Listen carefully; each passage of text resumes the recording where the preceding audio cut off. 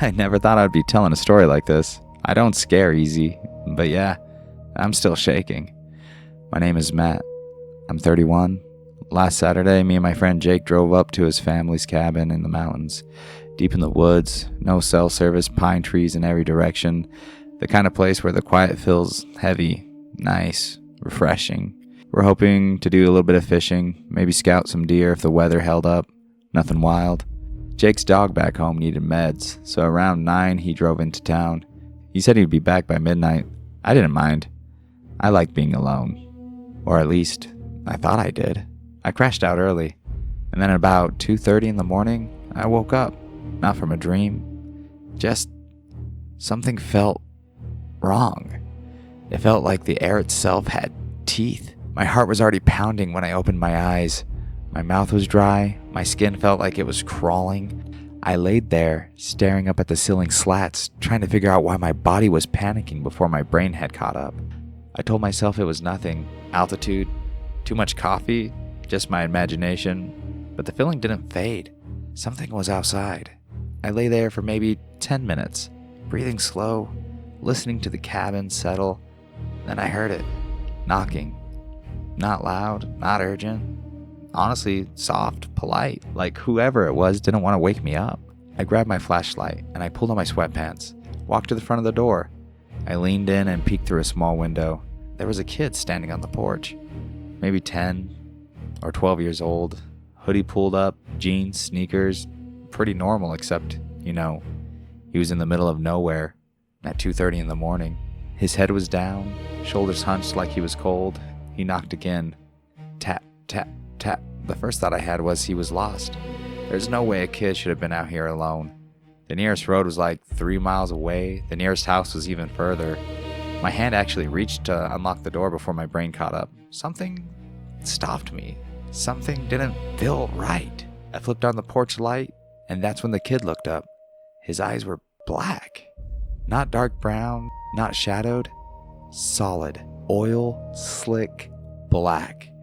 No white, no reflection, just empty, like holes punched through his face. He tilted his head slightly, and he smiled just a little bit, and he said, "Can I please come in? I'm scared." His voice cracked, like he was holding back tears. But it was wrong. Too even. Too controlled. I didn't move. I didn't think. I didn't breathe. "Who are you?" I whispered. He didn't answer that, just said, "I'm cold. It's dark. Please, can I come in?" The words are right. The tone was right. It just felt wrong. I glanced at my phone. 0 bars. Jake was still at least an hour away. The cabin had 1 door and 1 window facing the porch. I started to panic.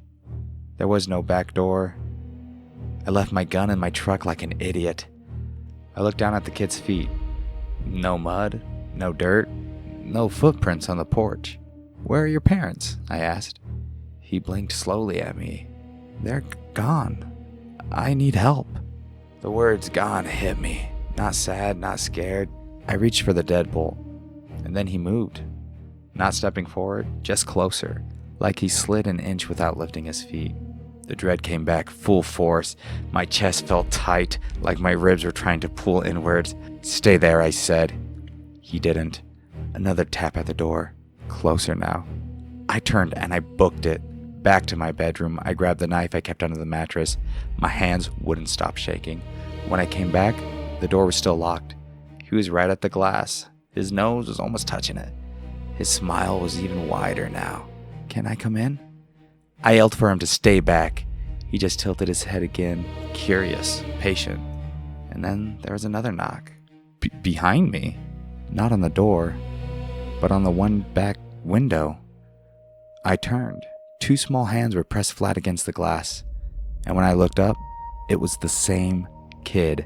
It was the same hoodie, same face, same black eyes, smiling even bigger. It was like looking at a copy that hadn't finished loading yet. The one at the door whispered right through the wood, so soft that I could barely hear, "We won't hurt you. We just want inside." The one at the window tapped softly, "We're so cold.